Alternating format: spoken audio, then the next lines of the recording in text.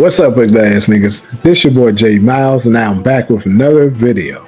And you know what to do. If you're new, go ahead and hit that subscribe button, leave a like, comment, let me know what you're thinking, but most importantly, make sure you share it for your ugly ass friends. On today's video, we will be covering Power, Book 3, Raising Kanan, and this guy, dang it, this one I hear is the episode 1 recap titled "You Can't Kill a Gangster." And this is the recap. Now, if you've been following me for a while, for at least when I was doing contents for Book 2 Ghost, then you know how the recaps go. For the ones that's on the newer side, basically this not like your normal recaps of glad niggas. I'm gonna be remixing this shit in the ugly ass nigga style. So how I seen the episode going on. So without further ado, let's just go ahead and get into it. Now we start this thing out with your boy Unique. He was ugly as hell in the warehouse looking down at Ronnie. And of course 50 Cent was like, you gotta realize in order to know where you're going, you gotta look back where you've been and all that. You know the little guy that was saying. But anyways, and basically they was letting us know that they about to show us some events, everything that happened 3 months before now. So they go back. Now you got Unique busted down looking like Lil Boosie after he don't got gamed by like 50 niggas laying out in the woods. And of course he made a call. He was strong enough to become the Terminator out of nowhere and got his ass up and made it all the way up to a damn phone booth and made a call. And he called his boy Early Tyler. Early, I'm ugly as hell. I'm fucked up. I need y'all. You bring your little ugly ass over here to the wood. How did Early find that spot? I don't know. I see why they call that nigga Early, because some kind of way he was early enough to make it in time to make it over there to him, because that man was in the neck of the woods, like in the middle of nowhere. I don't know how he found that location. He ain't got no GPS. This is the 90s. He can't just say, all right, drop your location, ugly ass nigga. He couldn't do that. So I don't know how he found it, but anyways, the point is he found that nigga. Then we head on over to back at Cafe View. This is when of course Kanan was taking Aisha. Well, it was Kanan, Juke, and Aisha. They went to Lou's opening, and they basically was talking about basically they were showing us a little different side of Aisha, kind of. So because we would have saw this part, we would have known kind of that she liked girls in a way. She just was a little, uncertain, because she was constantly talking to Kanan about Juke, and you could tell Kanan was catching on too. And I think when he tried to smash later on at the movies, and he saw how she was like, wait, he was like, this B don't like girls, don't like niggas, and I think that's why he just let it go. But anyways, though, next you also see your boy Lou. He was him and Juke, they made up and stuff like that. Because I was a little curious of that myself during the season 3.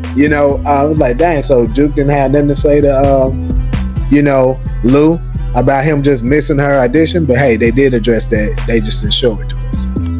But also, I'm just want to put this up in here because she was talking about how she liked her whiskey, like her man, like how she liked her whiskey aged and stuff like that. I don't know, but I've been saying this for a while, and I was also, I got a subscriber, Rob. You gave a really good theory, and I'm probably gonna put that out a little later. How I believe that E-Train and Shirley had something going on back in the day. But anyways, next we get to the ugly ass lawyer. He was ugly as hell with that with his bump bed head, bump bed post head. Him, Howard, and Terry Silver, they all running the same circle. So his Ron Harper looking at it was letting Rock know that basically the feds, he was like, they ugly as hell, but they ain't got nothing else. He like, they gonna keep trying, but for the most part, they came up empty. So and then Rock was talking about she hungry and shit, because we know the reason why that. Then I came back here because I just wanted to point it out. You notice that your boy Fame was on stage. He was performing Streets Need a Body. So in the original season 3, we didn't know he performed that. And not only did he perform Streets Need a Body, it was a little different. It's almost like it was a tad bit remix, because he was banging that Streets Need a Body line, the hook, a lot. You know what I'm saying? He was Streets Need a Body, body, body, Streets Need a Body, body, body, that. And like, I think that was giving us, it was go ahead foreshadowing, letting us know that he's gonna be the body that the streets need next episode. But anyways, next we got your boy Neek. He's he's out of it, and in his messed up mind, he's dreaming about how him and Rock still fighting and going at it about over the blocks and stuff. And then he's saying he love her. And then next, of course, your boy Marvin, he received a page from Stefano. Then he got a call, and basically Stefano was saying he wants to come see him. Next, we got your boy Early Tyler, and he's talking to the ugly ass doctor. Ugly ass doctor was like, well, this ugly ass nigga might not be the same when he wakes up. And Early Tyler was like, man, I don't give a damn what that ugly ass nigga was like. Is he gonna be around long enough to pay me my money? And basically the ugly ass doctor was like, he'll survive, but him paying you back your money is the least of your worries, ugly ass nigga. But next, we get to your boy Kanan. Of course, he's at the schoolhouse, and his principal is letting him know, hey, lad nigga, you didn't do that paper. Yeah, you know the paper you supposed to do about your grandparents? And Kanan was like, I mean, I ain't got no problem with the paper. It's just who you want me to do it about. And he was like, he ain't really got no grandparents. And then she was like, stop it. I talked to your mama already, lad nigga. She told me you got some grandparents with royalty, lad nigga, with good old stories, lad nigga. He was like, all right, lad nigga, I'll do the paper. And that's pretty much what was going on there. Then you give to your boy Stefano and Marvin. And Stefano was letting them know, you are the true professional, one that we lacking in this particular department. And I got this guy, Tomoso. He's making a clown of my daughter. I mean, it happens to the best of us, but this ugly ass nigga just has no class with it. He's like, he's beyond ugly. So Marv was like, so what you want me to do about it, lady? Just step to him. I would use my people, but it's against the rules. And then Marvin's like, all right, lad nigga, I'm gonna step to that lad and see what he's talking about. And next, of course, we get to your girl Rock. She is taking a pregnancy test, and that thing said, you are not, girl. You are not. So, of course, your girl Raquel Thomas is pregnant by your boy Unique. Next, we get back to Early Tyler and the lad doctor. And they got a lot of bald head ass niggas on here. See, his head more so look like a wet boxing glove. Like if he was just, when Sonny Liston was putting them lemons on his boxing glove to hit Ali with, that's what his gloves was looking like. Just like Early Tyler's head. His Johnny from Ed, Ed, and Eddie looking at it. But anyways, he was talking to the lad doctor, and he was like, so I can't take this ugly ass nigga to no real doctor, because the other doctor was like he should be at a hospital. And he was like, it was we had a German Shepherd that had a head injury just similar to this, and when he woke up he became violent. And Early Tyler was like, this ugly ass nigga ain't no German Shepherd. This an ugly ass nigga up in here. This ain't no dog. So just give me what I need to keep this man alive. And that's all I require of you, with that nigga. So after he did that, next you get to your boy Marvin, and he is watching your boy Tomoso, and the mind is the hell, straight up. And Marvin called him out about it. He was like, hold up, this ugly ass nigga don't give a hell.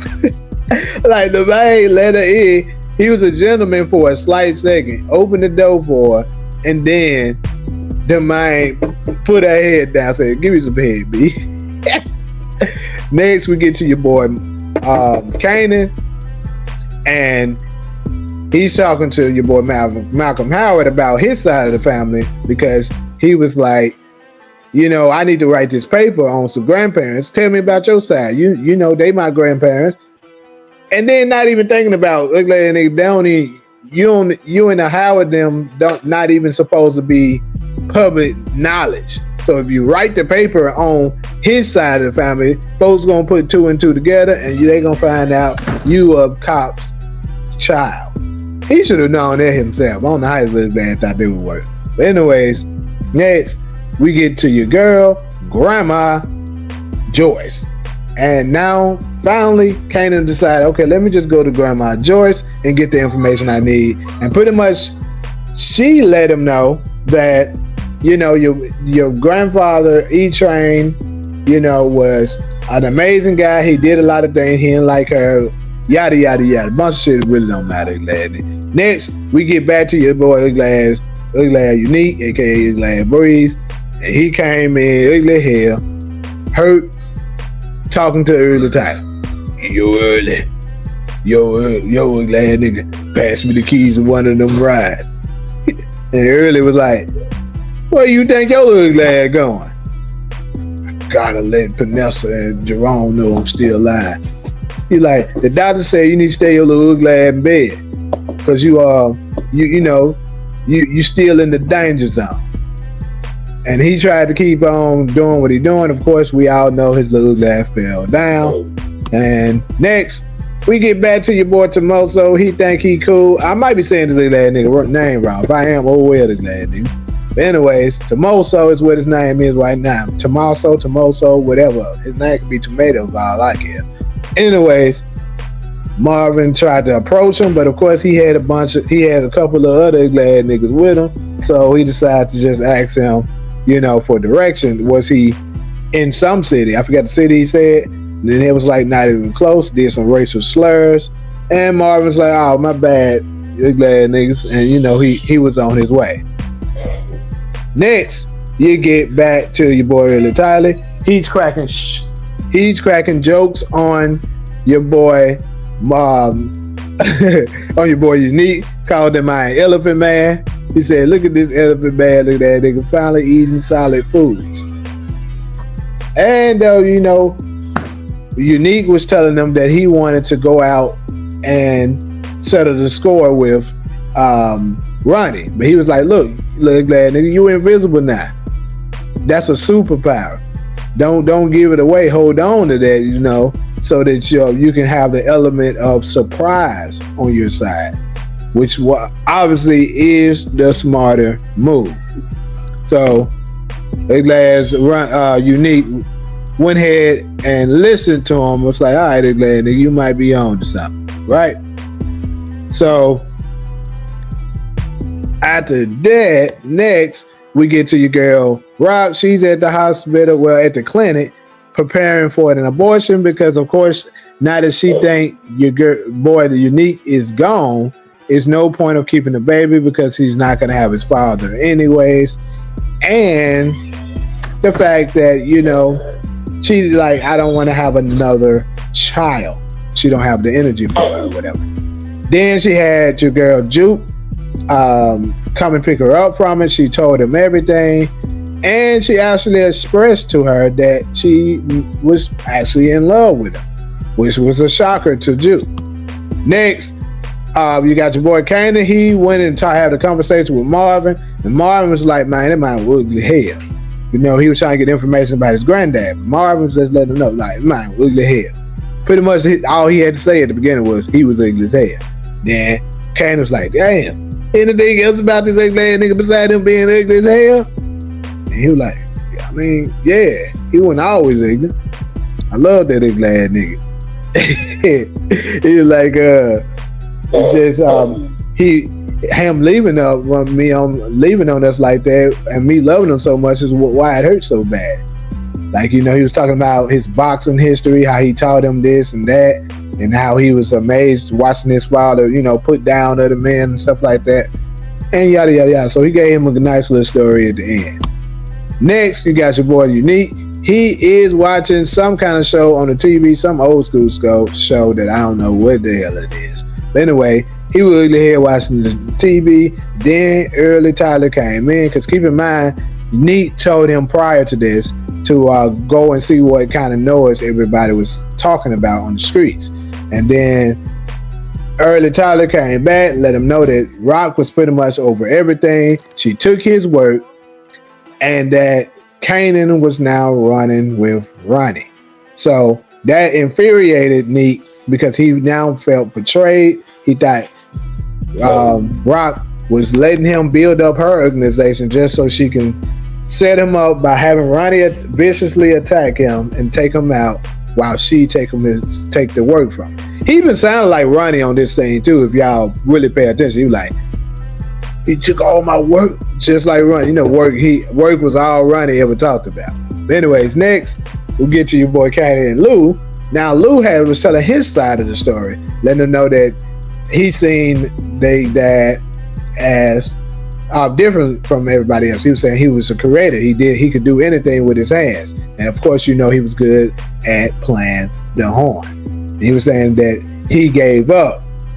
What it was is that he just gave up on them, or something like that. Not nothing too much important, I think. But I will say this: I think the reason why they're giving us so much information on E-Train right now is because he's going to play a significant part later on in the season. Something he did in the past is going to come back 360. Keep in mind, if you've been following me long enough, I've been telling y'all, this whole season will be based on the events that happened in the past coming back to hunt them now. So next we got your boy Marvin. He showed up back to Tomo. So I was like, what's up with that? He's like, nigga, you ain't got nobody now. Then he tried to say, who the F are you? And boom! He hit the man and just laid him out. And then I don't know what that was he had against his neck. Honestly, I don't know. It may have been an iron. The man would let them know, look, you gonna stop disrespecting your wife like that, little lad. And then he said, all right. Next, we get to your boy. I think his name is James. Even if I'm wrong about his name being James, of course, this is Nicole's dad. But I believe his name was James. And Juke. And pretty much they were having a conversation. She let him know that she took on his offer to try out for the girl group, and she was able to get on. And she was letting him know the name of this butter. And of course, he was excited for her, and she also asked him about the army. And he didn't have nothing too thrilling to tell her about it, because he knew that the army was a racist piece of crap at that particular time, and he didn't necessarily want her to go through with that. But anyways, next we get to your girl Rock, and now she sees Kanan. She asks him what he's working on, and he lets her know he's writing a paper about his grandfather Elijah. And she was like, so you don't have nothing to say to ask me about it? I was his favorite. And he was like, I'm good at that, nigga. Grandma Joyce, Uncle Lou, and Uncle Marvin told me everything I needed to know. And then Rock did a nice little monologue letting them know that, regardless of how you feel about her, she's gonna always love you, even if you hate her. But next, we get back to your boy Kanan, and now some ugly nigga name, well, I think his name was Devon or something, was basically talking to Kanan like, look, lad, and you got us working all these hours and crap. We need more money, lad, nigga. I need more compensation, lad, nigga. So, pretty much, Kanan was like, all right, we can negotiate some terms or whatever. Next, we got your boy Lou, and of course, he was being confronted by none other than your girl Jess. She showed up just like Angie, looking something like Angie, talking like Angie, letting her know how she thinks it's been with her in California, which is crazy and ironic that this happened and we didn't know it, that they already had an encounter. And then, of course, I myself do believe that she will show up again later in this season, probably after the death of Famous. And it wouldn't surprise me if her and Lou shares a romantic moment again. But anyways, now we get back to Stefano. Him and Marvin are celebrating because he's letting them know he had the muscle. He booked a vacation to the Bahamas. Or whatever you said to him, it must have worked. Of course, Marvin was like, I ain't do nothing but tell him, but a good woman is hard to find. And of course, he told him, I owed you one. So he now owes him one. But I'm gonna tell y'all this. I think there is definitely a possibility that is going to come back to bite them, because Tommaso is not gonna just let that go without retaliate. So that's all I'm gonna say for right now.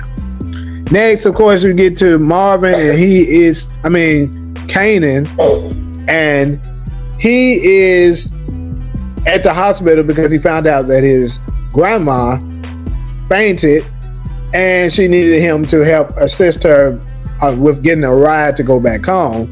And now he has found out that she has, I think it was kidney cancer, something like that. But she has cancer.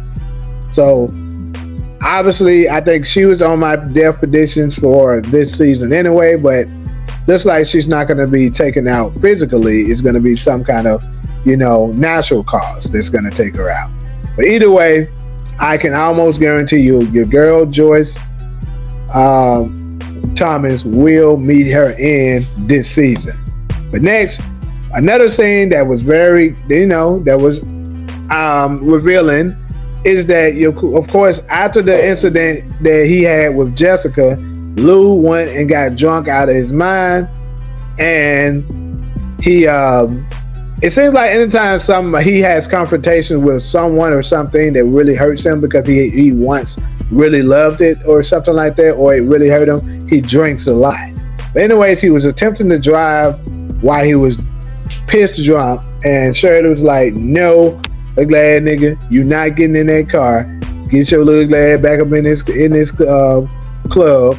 And maybe she drove him home, whatever. But not knowing that actually she saved his life. Whether he was going to kill himself driving, or for sure, it was an ugly ass nigga creeping in the breeze, ready to take him out. But anyways, lastly, we are now back with Unique, back in the warehouse. Now we are up to speed, and he's putting the gun up to Ronnie's head. Looked like he got him a shot in. He was like, dang, I ain't get to get that little ass nigga. And he's not happy about it. So there we have it. That is the end of the episode 1 recap titled Gangsters Don't Die. So of course, let me know more of what y'all think up in the comments. How was the episode? What was the most revealing things? I know I discussed this a lot with the people that was in the live for the live review for the episode. But for the ones that didn't make the live, you can feel free to let me know in these comments. What would you rate this episode? What was the most revealing and shocking thing of it? Let me know all of that and more. But like usual, if you're cool with me, go ahead and hit that subscribe button, leave a like, comment, let me know what you're thinking. But most importantly, make sure you share with your glad friends. But until the next video, I'm out.